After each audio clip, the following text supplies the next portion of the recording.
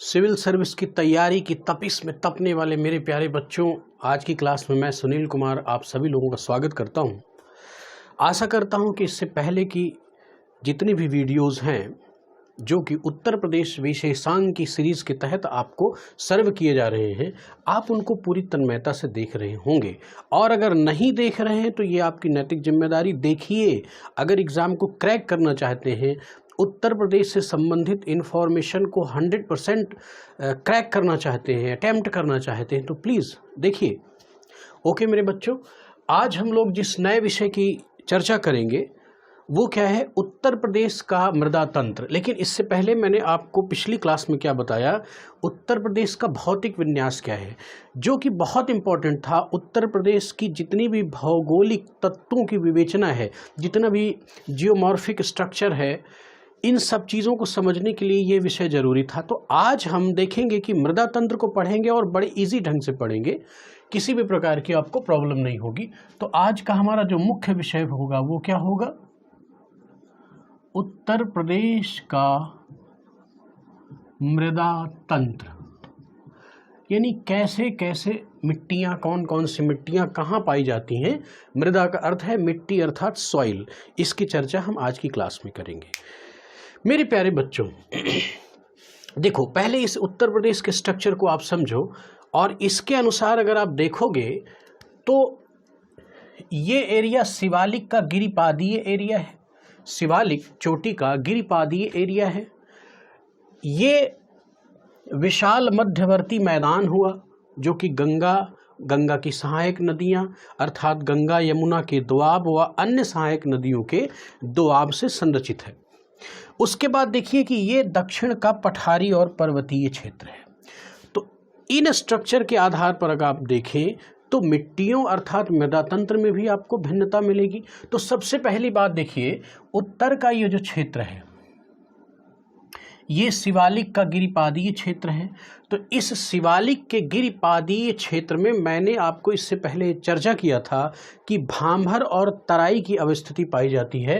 तो इसका मतलब इन क्षेत्रों पर भी भांभर और तराई प्रकार की मिट्टियां पाई जाएंगी। तो चलिए इसी की चर्चा करते हैं। तो सबसे पहली चीज़, हम इस मृदा तंत्र को कुल दो महत्वपूर्ण भागों में बांट सकते हैं। दो महत्वपूर्ण भागों में बांट सकते हैं। पहली चीज़ क्या है समझें अगर, तो उत्तर का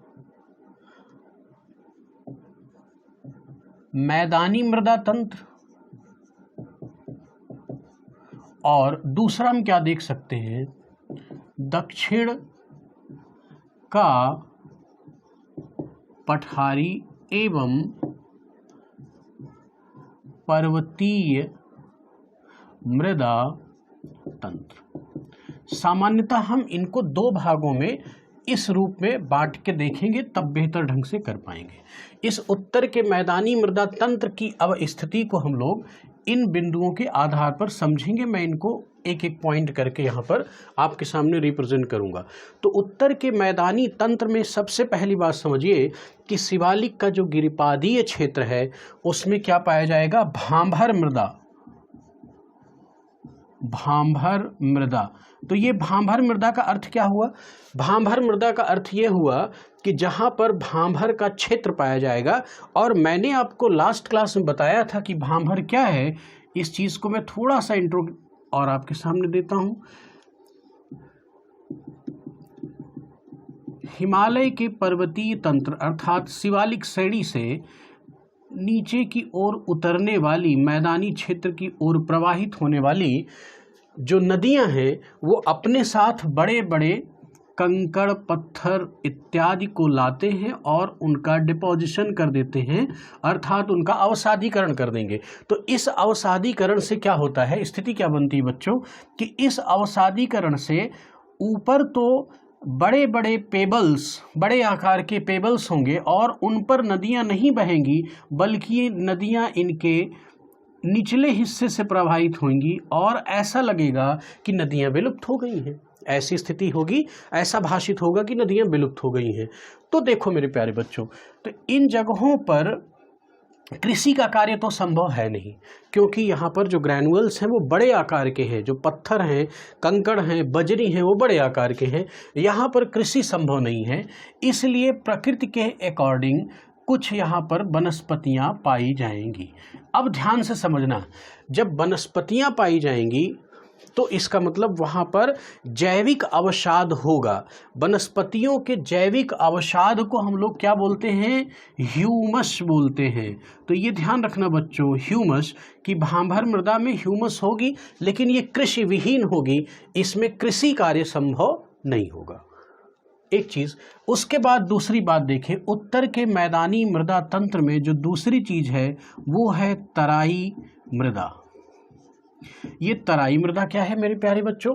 मैंने आपको स्पष्ट किया था, भांभर के ठीक नीचे 15-20 किलोमीटर की चौड़ी पट्टी तराई का क्षेत्र है। वो तराई का क्षेत्र क्या है?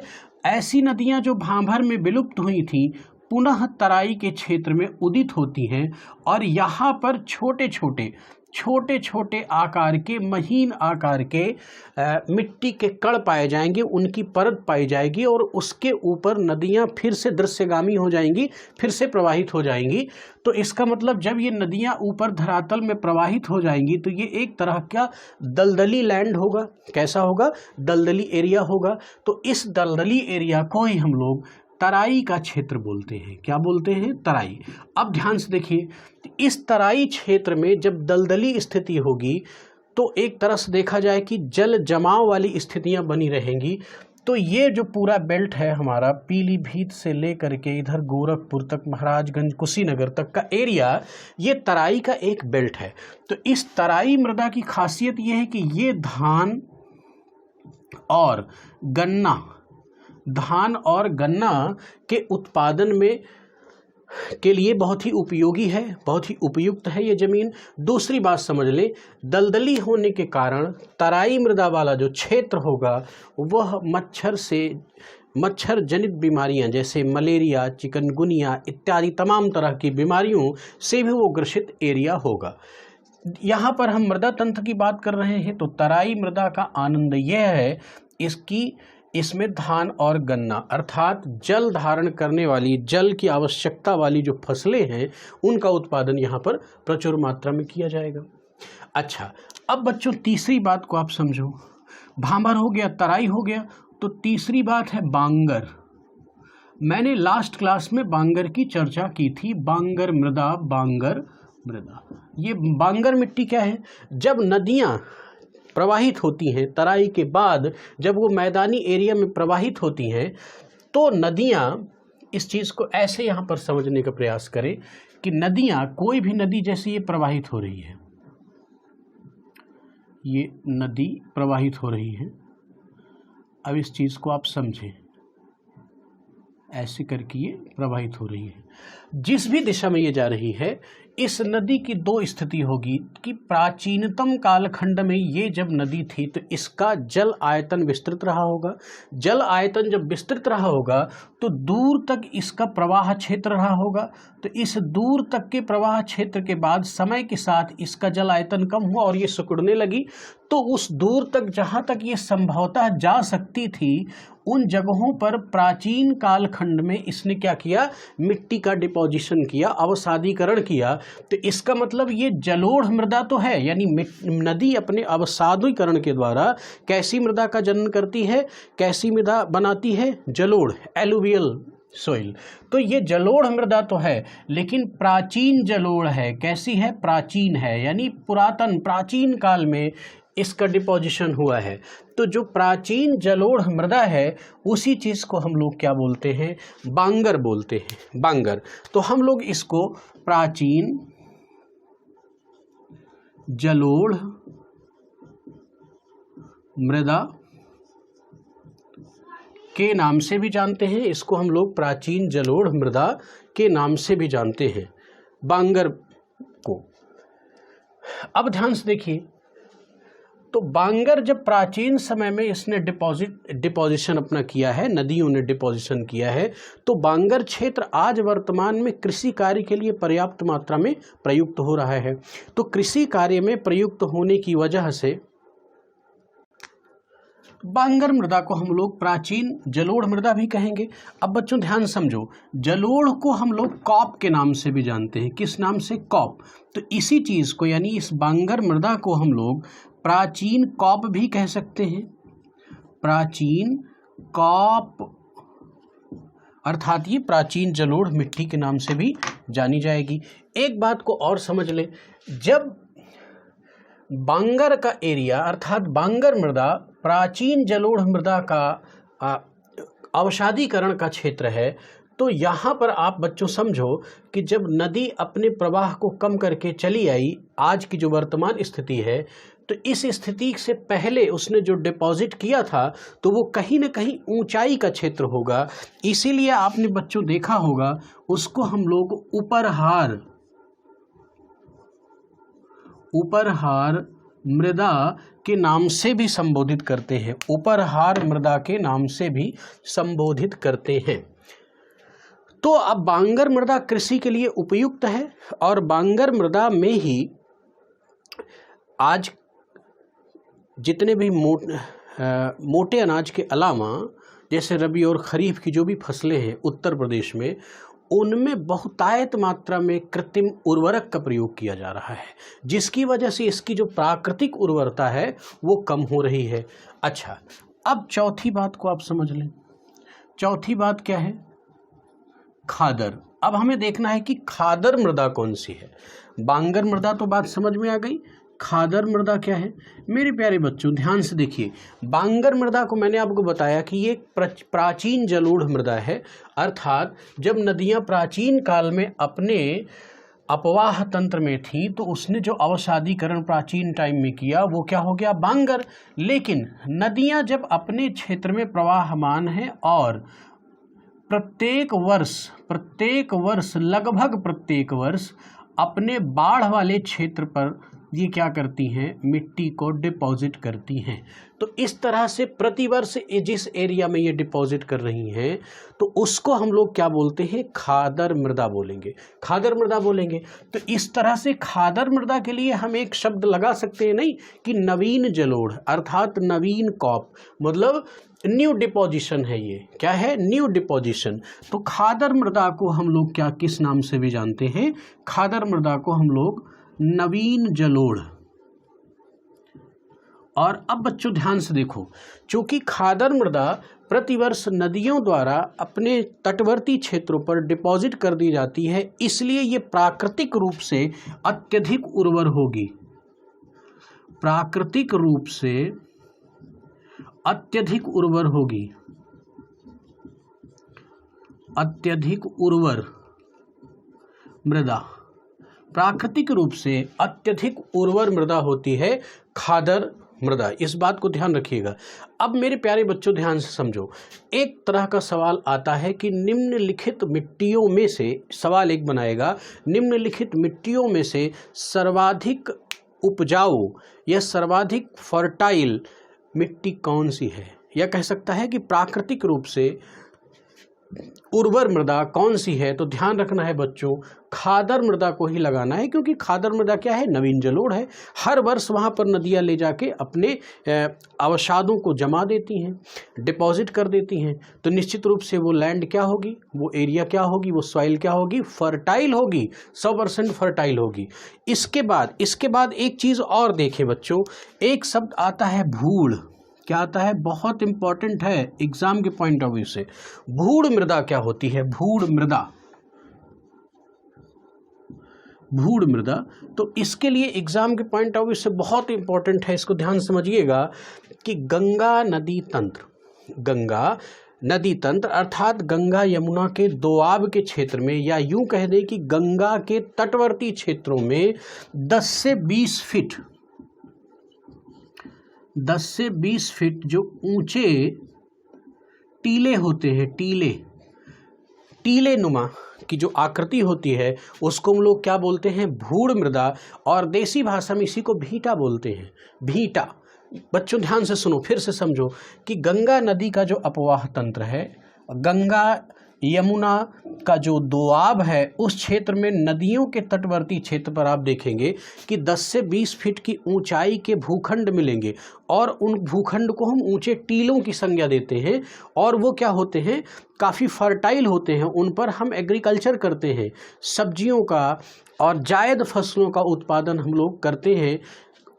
और देखेंगे कि उनको हम लोग क्या बोलते हैं, भीटा या भूड़ मृदा के नाम से जानते हैं, भीटा या भूड़ मृदा के नाम से जानते हैं। तो इसमें सीधे सवाल यही आता है कि भूड़ मृदा क्या है, और ऑप्शन में कहीं ना कहीं 10 से 20 फीट ऊंचे टीले, कुछ ऐसा गंगा के तटवर्ती क्षेत्रों में या गंगा यमुना के दोआब के क्षेत्र में 10 से 20 फीट के ऊंचे टीले क्या कहलाएंगे, भूड़ मृदा। कुछ ऐसा ही सवाल बना के आपके सामने रखेगा। तो इस तरह से हमने देखा कि ये 5वां पॉइंट हो गया आपके सामने क्या, कि उत्तर का जो मैदानी तंत्र है उसमें कौन कौन सी मृदा बच्चों मिल रही है। एक मिल रही है भांभर, दूसरा मिल रही है तराई, फिर मिल रही है बांगर, और फिर मिल रही है खादर, और फिर मिल रही है भूड़ मृदा। इनके बारे में एक स्क्रीनशॉट ले लें और थोड़ा सा गहराई से देखें, चीज़ें समझ में आ जाएंगी। अब बच्चों हम लोग देखेंगे, बात करेंगे दक्षिण का पठारी एवं पर्वतीय मृदा तंत्र। अब एक चीज़ और आप समझिए, जैसे हमने अभी देखा ना कि बांगर मृदा, बांगर मृदा। अब बांगर, यूपी का जो बांगर है वो मुख्यतः 2 भागों में डिवाइडेड है, 2 एरिया में इसको विशेष ढंग से जानेंगे। बच्चों इस बात को समझना है।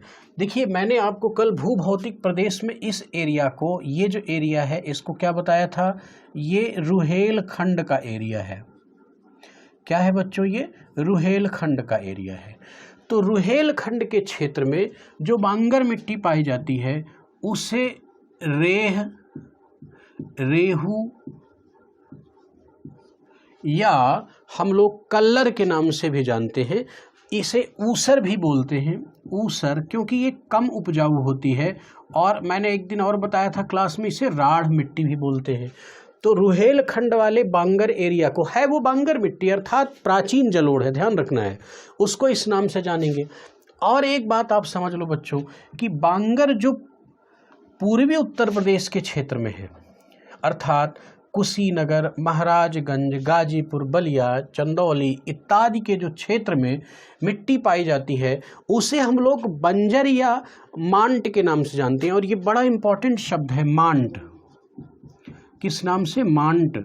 इसको हम लोग माट के नाम से भी जानते हैं और इसको हम लोग बंजर के नाम से भी जानते हैं।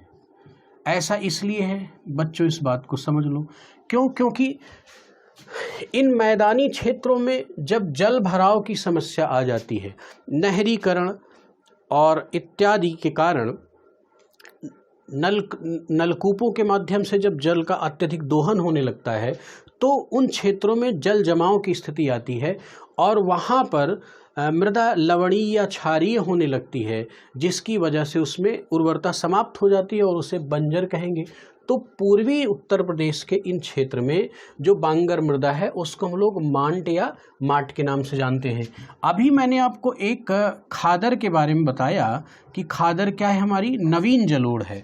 तो चूंकि नवीन जलोढ़ है तो इसका एक नाम और रहता है, खूब सुना होगा, तरहार मिट्टी। इसको हम लोग तरहार मिट्टी भी कहते हैं और बांगर को उपरहार मिट्टी भी कहते हैं। इससे सवाल बनते हैं, इसलिए इस चीज़ को भी आप लोग अपने दिमाग में बैठा के रखिएगा।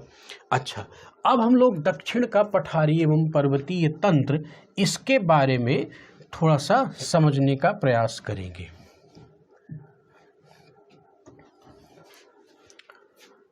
दक्षिण का पठारी एवं पर्वतीय तंत्र। दक्षिण के मेरे प्यारे बच्चों देखिए, दक्षिण के पठारी एवं पर्वतीय मृदा तंत्र की अगर मैं बात करूं तो आपके सामने ये उत्तर प्रदेश का नक्शा है, ये स्ट्रक्चराइज है।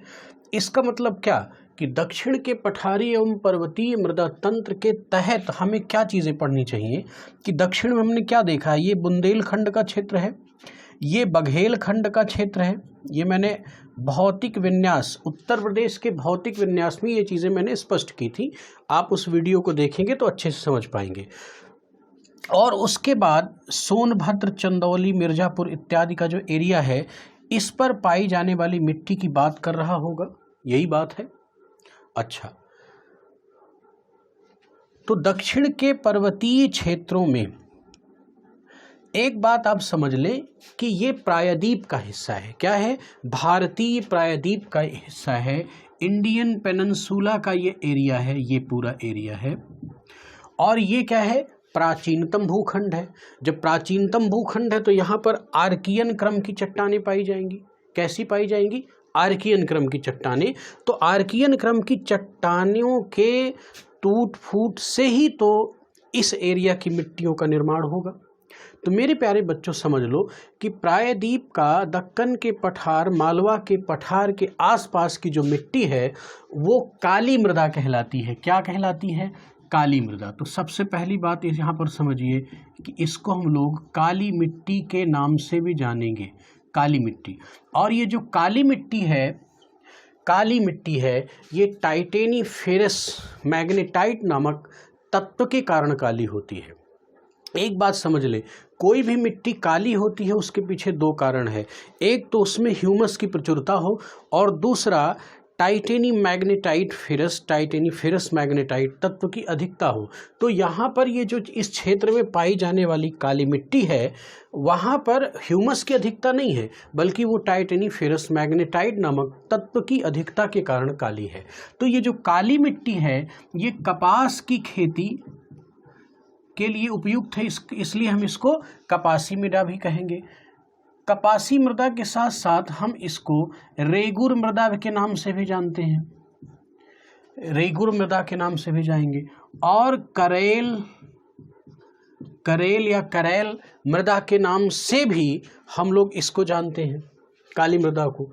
इसके साथ साथ एक चीज़ और समझ लें, काली मृदा का एक क्षेत्र, ये बहुत अच्छे समझिएगा, काली मृदा का एक ऐसा क्षेत्र जो कि हमारे पश्चिमी उत्तर प्रदेश में पाया जाता है वो किस नाम से जाना जाता है? वो जाना जाता है मांड या मार के नाम से।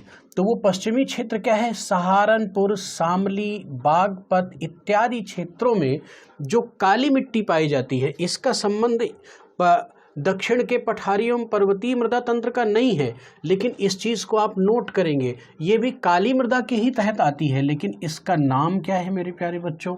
इस बात को आप समझो, इसका नाम क्या है? मैंने आपको बताया कि इसका नाम है माड़ या मार, और खूब एग्जाम में पूछता है माड़ या मार। तो ये माड़ और मार कहाँ पाया जा रहा है?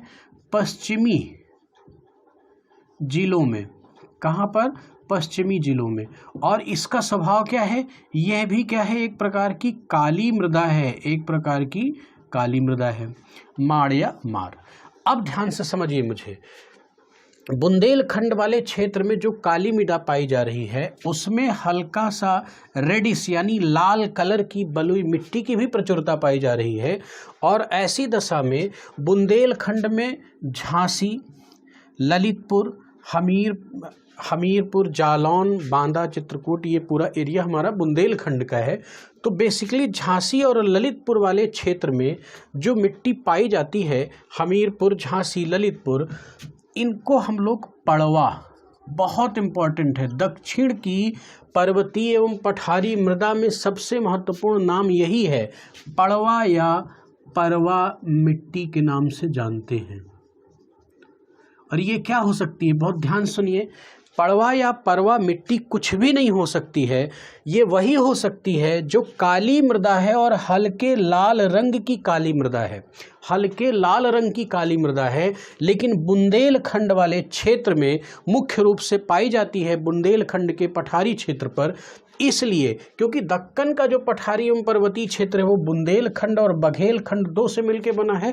तो बुंदेलखंड वाले पठारी क्षेत्र पर जो मिट्टी काली मृदा का ही स्वभाव है लेकिन लाल कलर हल्का सा लिए हुए है, उसको हम लोग किस नाम से जानते हैं? पड़वा या परवा मिट्टी के नाम से जानते हैं। अब मेरे प्यारे बच्चों एक नाम और सुनो, राकड़, राकड़ या राकर, राकड़ या राकर।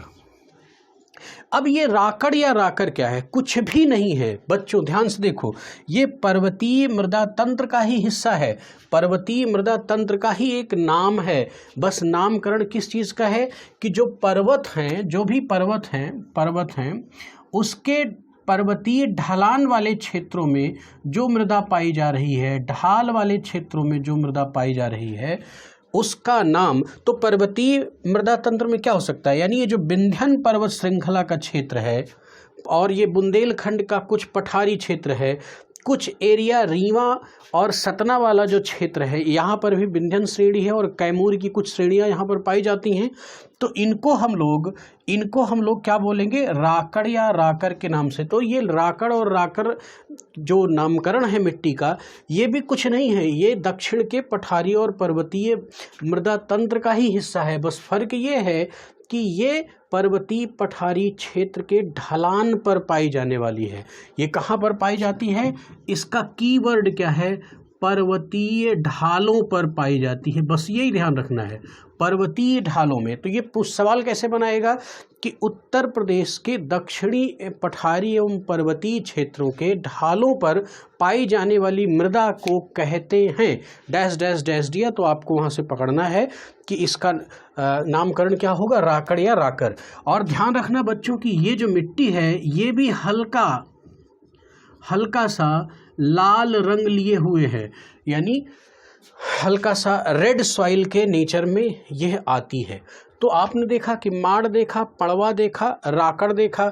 एक चीज़ और समझ ले, एक बड़ी इंपॉर्टेंट मिट्टी का नाम है भोटा। भोटा भी कुछ भी नहीं है, भोटा भी बिल्कुल पर्वतीय मृदा का ही तंत्र है। बस जो विंध्यन श्रेणी है, जैसे इलाहाबाद का करछना का क्षेत्र है और मिर्ज़ापुर का क्षेत्र है जहाँ से विंध्यन श्रेणी होके गुजर रही है, इस विंध्यन श्रेणी में बेसिकली इसका नाम ही है कि विंध्यन श्रृंखला के ढालों पर प्राप्त होने वाली जो मृदा है उसको हम लोग नामकरण कर देते हैं क्या, भोटा। और भोटा का जो स्वभाव है ये भी हल्के लाल भूरे रंग की होती है। क्या होती है, लाल और भूरे रंग की होती है। तो इस तरह से ये भोटा। अब आपने देखा यहाँ पर सबसे इंपॉर्टेंट चीज़ क्या है, क्या ध्यान में रखना है आपको, बुंदेलखंड वाले क्षेत्र पर पाई जाने वाली मिट्टी को कहते हैं पड़वा या परवा मिट्टी। पश्चिमी जिलों में पाई जाने वाली काली मिट्टी, ये है पश्चिमी जिले, इनको हम लोग क्या, माड़ या मार के नाम से जानते हैं। पर्वतीय ढालों में पाई जाने वाली मिट्टी को हम लोग राकर या राकड़ के नाम से जानते हैं। और विंध्यन श्रृंखला के ढालों पर पाई जाने वाली मिट्टी को बेसिकली हम किस नाम से जानते हैं बच्चों, इसको हम लोग जानते हैं भोटा के नाम से। अगर इतना नामकरण आपको बात समझ में आ रहा है तो आप जो है उत्तर प्रदेश के दक्षिण का पठारी एवं पर्वतीय मृदा तंत्र को अच्छे से कर पाएंगे।